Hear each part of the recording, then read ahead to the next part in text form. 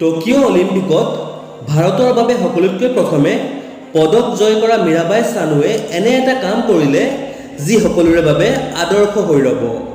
দেশৰ বাবে ৰূপৰ মেডেল জয় কৰা মীৰাবাই চানুৱে যেতিয়া টকিঅ'ৰ পৰা মণিপুৰৰ নিজৰ গাঁও আহি পালে, তাই প্ৰথমে সেই ট্ৰাক ড্ৰাইভাৰসকলক নিজৰ ঘৰত মাতি সন্মানিত কৰিলে, যিসকলে তাইৰ ট্ৰেইনিঙৰ কষ্টৰ দিনবোৰত সহায় কৰিছিল।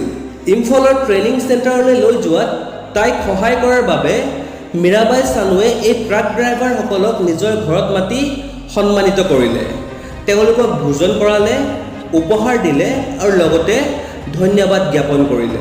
এই সমাৰোহত প্ৰায় 150 জন ট্ৰাক ড্ৰাইভাৰ উপস্থিত আছিল। ছ'চিয়েল মিডিয়াতো মীৰাবাই চানুৰ এই ব্যৱহাৰে বহু প্ৰশংসা বুটলিছে। এই বিষয়ে আপোনাৰ ৰায় কি কমেণ্ট বক্সত নিশ্চয়কৈ জনাব আৰু লগতে এনেধৰণৰ ইনফৰ্মেটিভ ভিডিঅ'ৰ বাবে চেনেলটি লাইক, শ্বেয়াৰ আৰু ছাবস্ক্ৰাইব নিশ্চয়কৈ কৰিব।